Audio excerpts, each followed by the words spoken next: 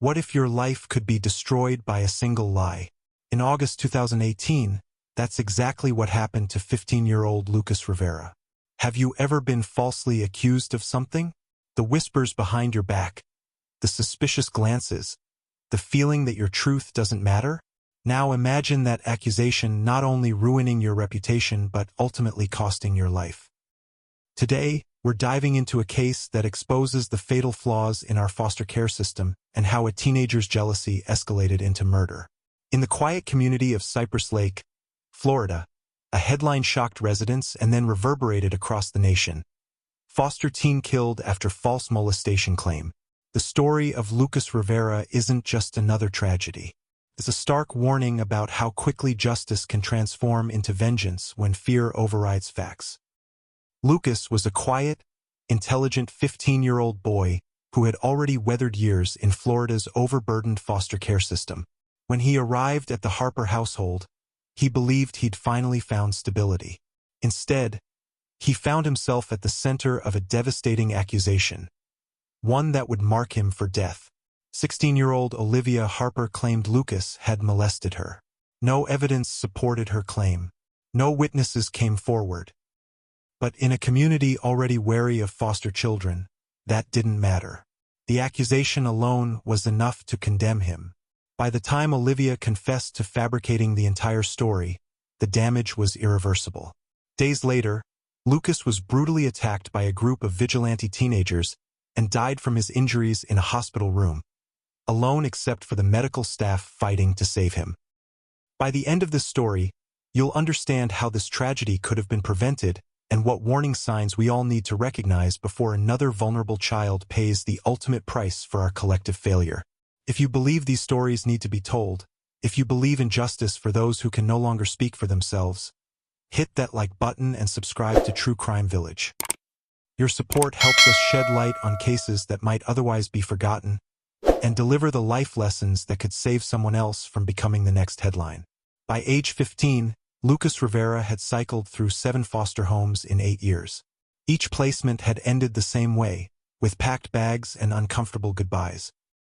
His case file described him as reserved and observant, clinical terms that failed to capture the thoughtful, intelligent boy who wrote poetry in the margins of his math notebook and never forgot to thank his foster parents for meals. Lucas wasn't a troublemaker. He was simply a casualty of an overloaded system. Parents who couldn't handle his quietness mistook it for defiance. Others who needed more financial support than the state provided. One family who moved out of state. With each transition, Lucas withdrew further into himself, learning that attachment was a luxury he couldn't afford. Then came the Harpers. Tom, Miriam, 16-year-old Olivia, and 10-year-old Max. The Harpers lived in a modest 3-bedroom home in Cypress Lake, a middle-class community where neighbors knew each other's business and church attendance was an unspoken expectation.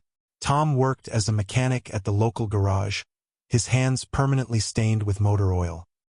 Miriam was a nurse at the community hospital, her gentle demeanor perfect for calming anxious patients.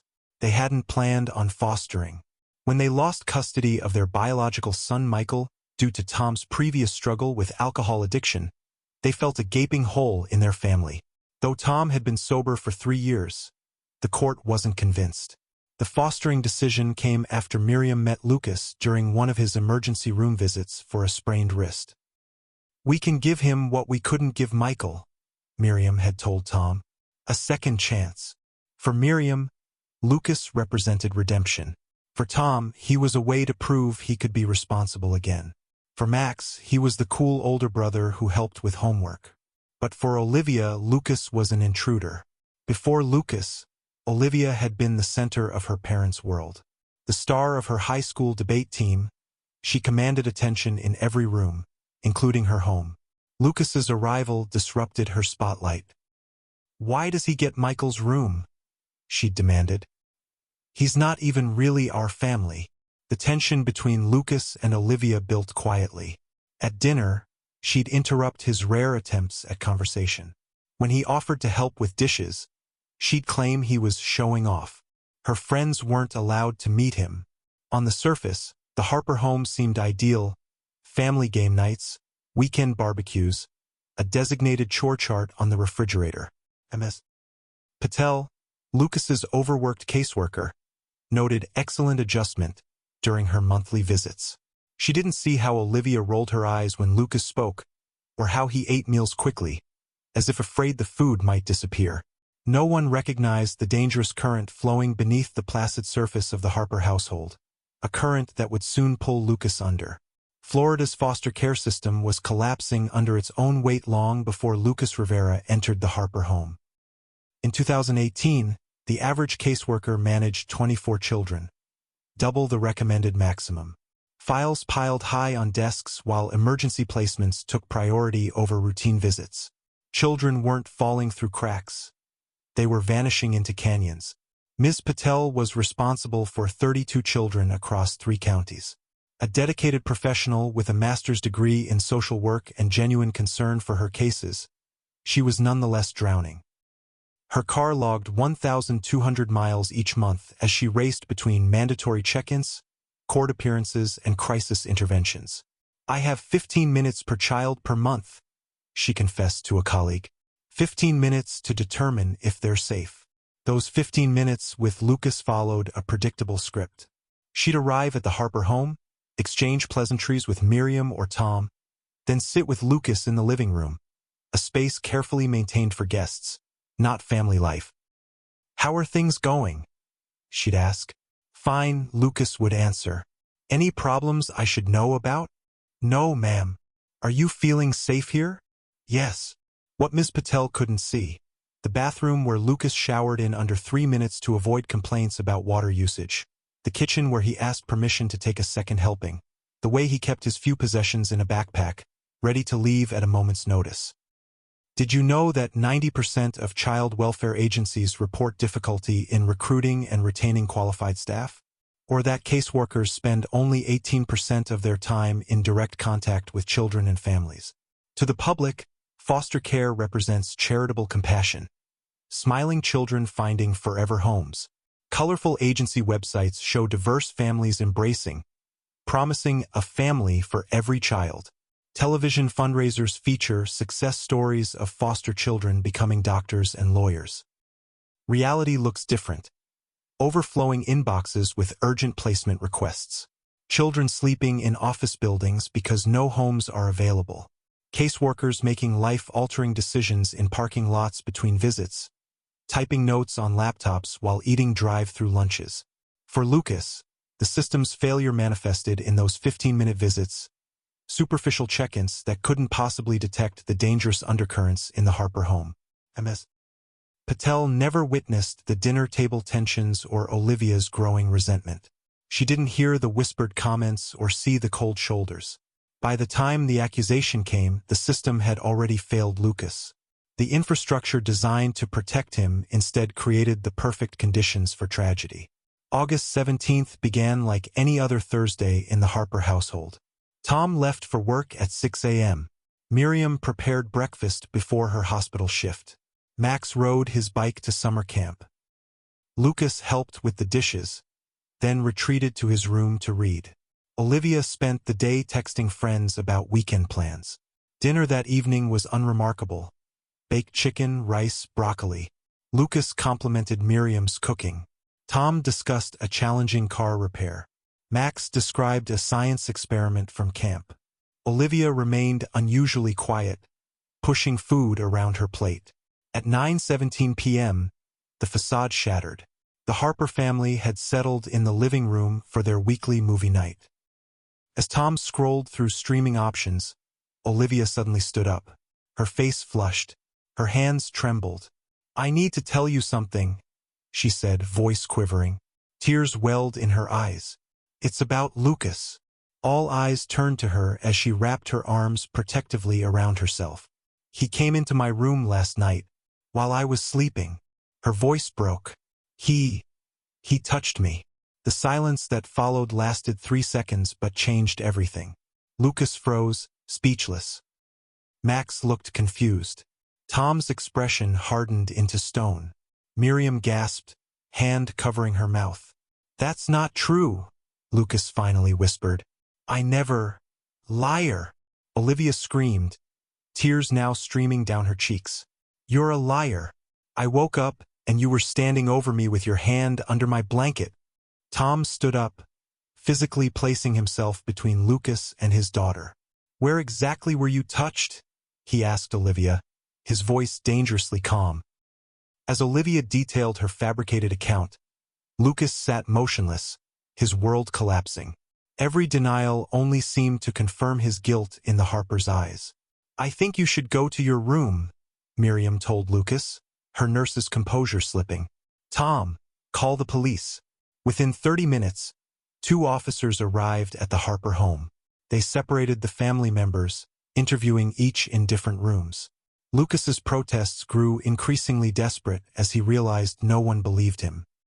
"We're required to take these allegations seriously," the female officer explained, noting his rising panic as suspicious behavior rather than the terror of an innocent person falsely accused.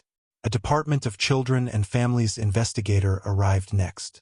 She spoke with Olivia at length, then emerged grim-faced to confer with the officers. By midnight, the decision was made. Despite no physical evidence and only Olivia's word against Lucas's, protocol demanded immediate action. Lucas watched in disbelief as they explained he would need to leave the home immediately. "But I didn't do anything," he repeated, voice hollow. As Lucas packed his backpack, the same one always kept ready for sudden departures, Olivia watched from her doorway. For a brief moment, their eyes met. Lucas saw not triumph but something more complex in her gaze. A flicker of guilt quickly masked by renewed tears when her father approached.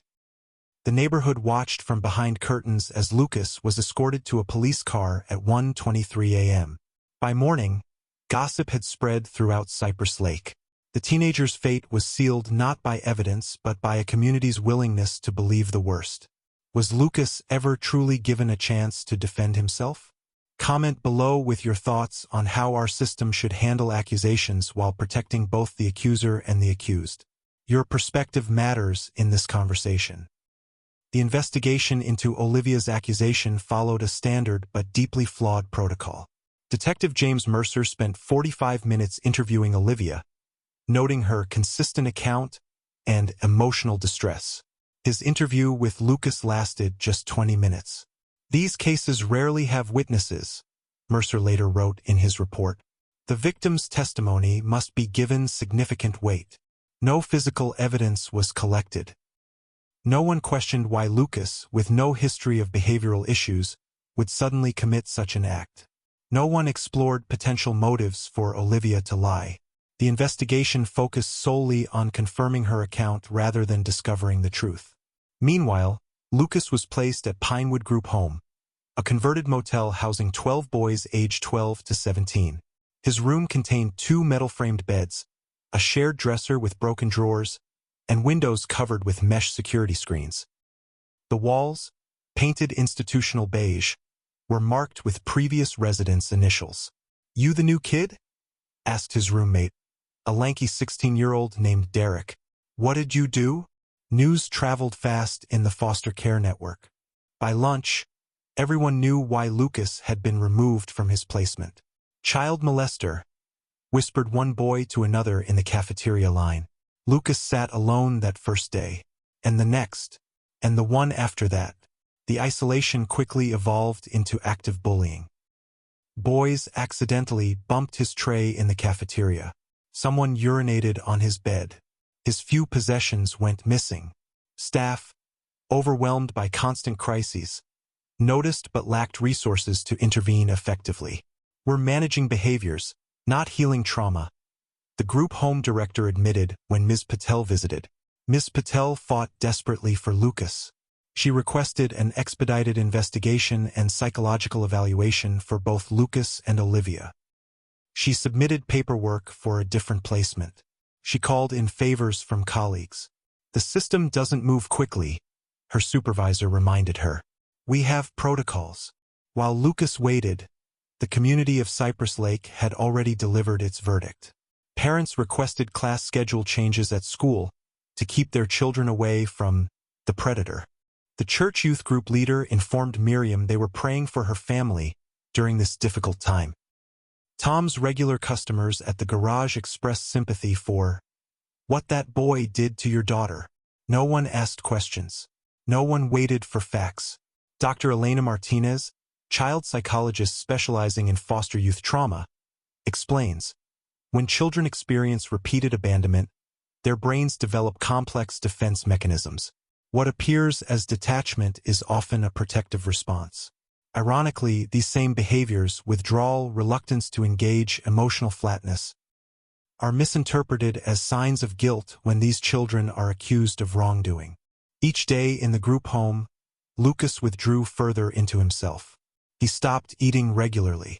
He quit participating in required group activities. He began sleeping during the day to avoid his housemates. The boy who had once written poetry became silent. 3 weeks after Lucas's removal, Olivia's best friend Zoe Sullivan sat in the school counselor's office, hands clasped tightly in her lap. "I can't stay quiet anymore," she said. "Olivia made it all up." Zoe explained how Olivia had confided in her the day before the accusation. Her parents had missed her debate championship to attend Lucas's court-mandated family therapy session. She said, "I wish he would just disappear," Zoe recalled. Then she asked me, "What if I told my parents he touched me? They'd have to get rid of him, right?"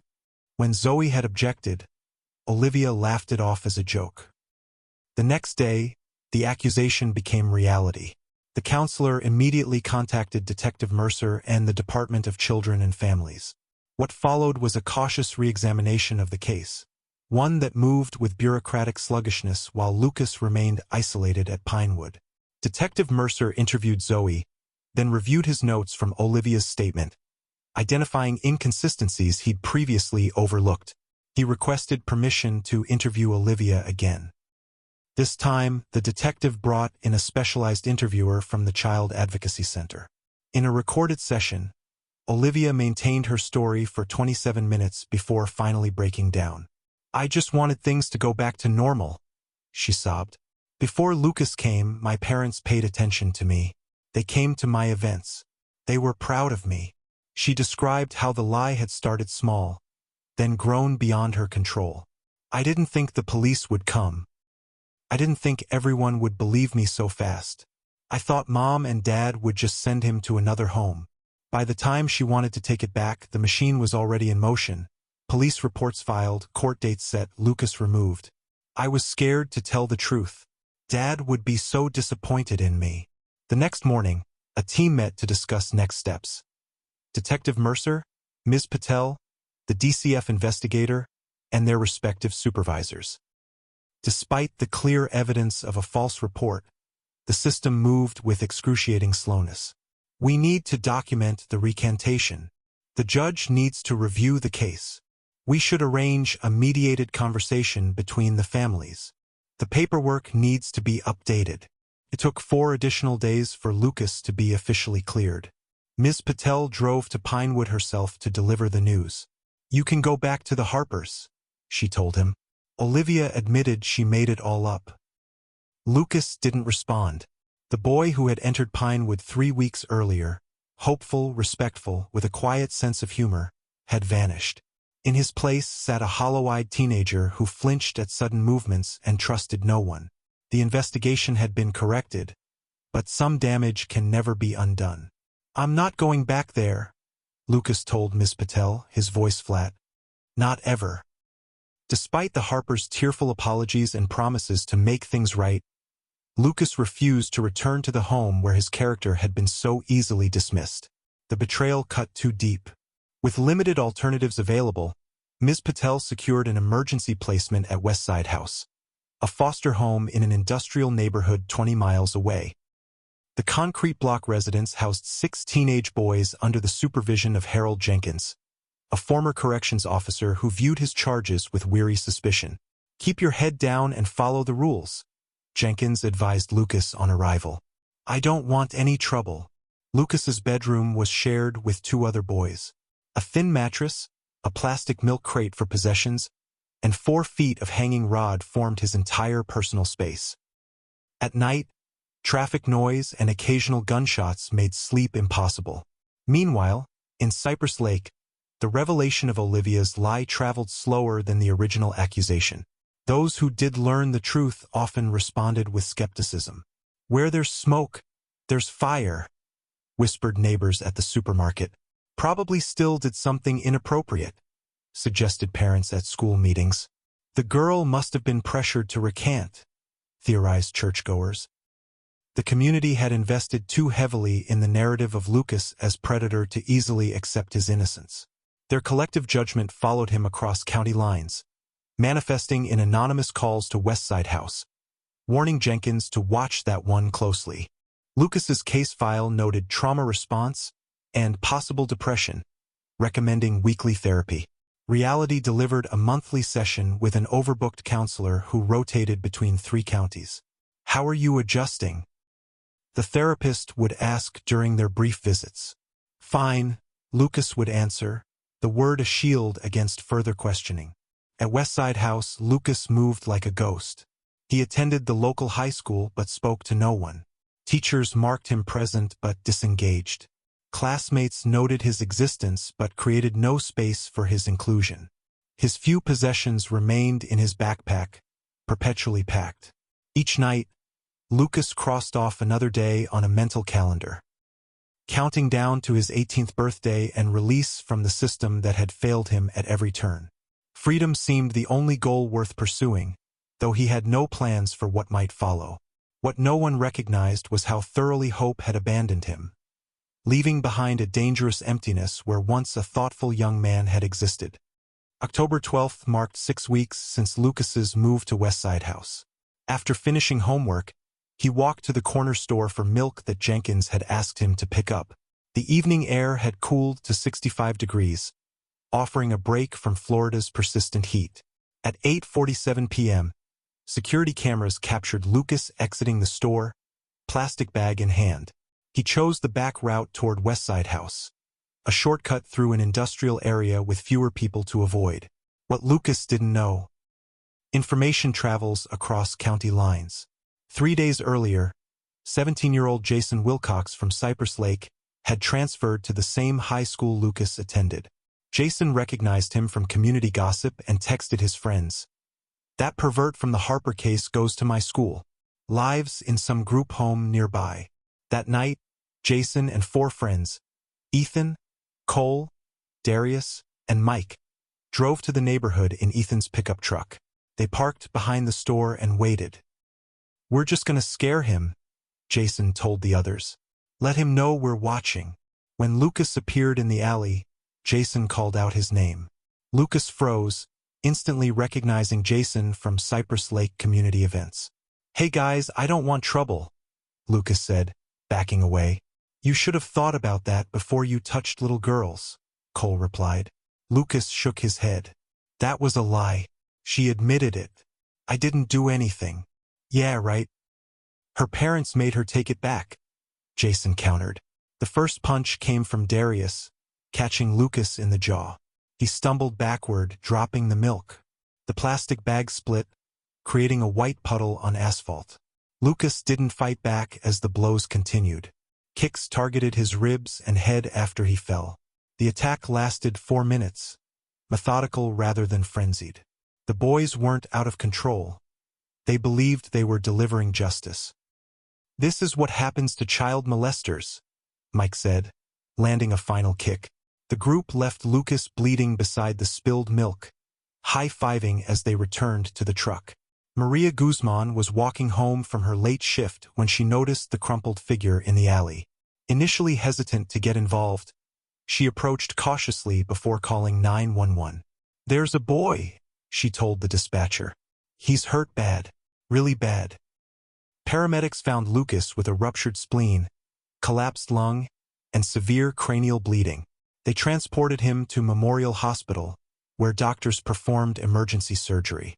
For 2 days, Lucas lay unconscious, surrounded by medical equipment rather than family. Ms. Patel visited during her lunch breaks. Jenkins came once, bringing Lucas's backpack from Westside House. At 3:17 a.m. on October 15th, Lucas's damaged body finally surrendered. No family was present to say goodbye. According to the Centers for Disease Control, young people who experience stigma and social isolation face a 250% higher risk of physical violence compared to their peers. Foster youth are particularly vulnerable, with 31% reporting physical assaults related to their foster status. When false accusations enter the equation, the risk increases dramatically, yet no official tracking system monitors these cases. Security footage from the convenience store captured clear images of Jason and his friends following Lucas. Their cell phones contained incriminating text messages planning the confrontation. Within 48 hours of Lucas's death, all 5 teenagers were arrested. The prosecution charged Jason, Ethan, and Cole as adults with second-degree murder. Darius and Mike, both 16, faced manslaughter charges in juvenile court. None had criminal records before that night. They didn't see themselves as criminals, the lead detective noted. They viewed themselves as enforcers of community standards. They genuinely believed they were protecting others. The Harpers' lives collapsed under the weight of their indirect role in Lucas's death. Tom relapsed after 3 years of sobriety. Miriam took unpaid leave from the hospital, unable to face colleagues who had heard the story. Max began therapy for nightmares and anxiety. In a press conference that made national headlines, the Harpers stood ashen-faced before cameras. "We failed Lucas in every possible way," Tom said, voice breaking. "We chose to believe the worst about a child who deserved our protection. Our daughter lied, but we created the environment where that lie could destroy an innocent life." Olivia, now in mandatory therapy, was sent to live with her aunt in Colorado. The court ordered her to complete 500 hours of community service and write a formal letter of apology to be entered into public record. "I thought my lie would just make him leave our house," she wrote. "I never imagined it would end his life." Ms. Patel channeled her grief into advocacy. She testified before the state legislature, presenting damning evidence of systemic failures. "Lucas was killed twice," she told lawmakers. "First by a system that failed to protect him, then by teenagers who appointed themselves his executioners. His death wasn't a random tragedy. It was the predictable outcome of deliberate understaffing, inadequate training, and societal bias against foster youth." The legislature passed the Lucas Rivera Foster Care Reform Act 6 months later, allocating funds for additional caseworkers and mandatory trauma training. If this story moved you, if you believe no child should suffer Lucas's fate, please share this video. Your single click could raise awareness that helps reform a broken system and potentially saves lives. Together, we can ensure Lucas didn't die in vain. On a crisp November morning, 37 people gathered in a small park near Westside House. They placed flowers beside a granite marker that read, "Lucas Rivera, 2003 to 2018. His story will not be forgotten." No family claimed Lucas's body. Ms.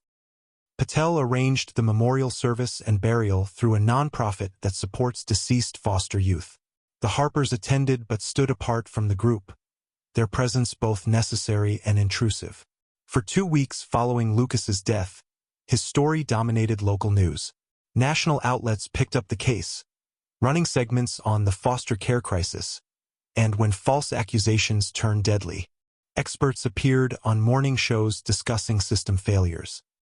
Politicians promised comprehensive reviews. Then another tragedy captured public attention. Lucas became yesterday's headline. The systemic changes triggered by his death, increased funding, reduced caseloads, enhanced training, came too late for Lucas but created potential protection for others. Florida's Department of Children and Families established a new protocol for investigating accusations against foster children, requiring independent verification before removal. Yet these changes addressed symptoms rather than root causes. The fundamental brokenness that allowed Lucas's destruction remains largely intact. From Lucas's short life and tragic death, 4 essential lessons emerge. First, false accusations destroy lives. When Olivia fabricated her claim, she didn't just tell a lie. She wielded a weapon with lethal power. Our culture's necessary focus on believing victims must be balanced with rigorous pursuit of truth. Both accusers and accused deserve careful consideration. Second, Investigations require thoroughness, not expediency. Lucas was removed from his home within hours based solely on Olivia's statement. No evidence was collected. No alternative explanations explored. Justice rushed is justice denied. Third, foster care demands proper oversight and resources. Ms. Patel's overwhelming caseload prevented her from recognizing the dangerous dynamics in the Harper home. Lucas's placement at Westside House after his exoneration reflected a system managing crises rather than nurturing vulnerable children. Finally, communities bear responsibility for their most vulnerable members. Cypress Lake labeled Lucas a predator based on gossip rather than facts. That rush to judgment armed Jason and his friends with perceived moral authority to deliver violent justice. Lucas Rivera never had the chance to grow up, fall in love, pursue dreams, or heal from his childhood wounds. His life ended at 15 because of cascading failures: a jealous girl's lie, a family's instant judgment, a system's bureaucratic response, and a community's willingness to condemn. His story matters. Your awareness matters. Subscribe to True Crime Village and hit the notification bell to ensure you never miss these crucial stories that could literally save lives. Together, we can transform tragedies into turning points and prevent another child from becoming the next Lucas Rivera.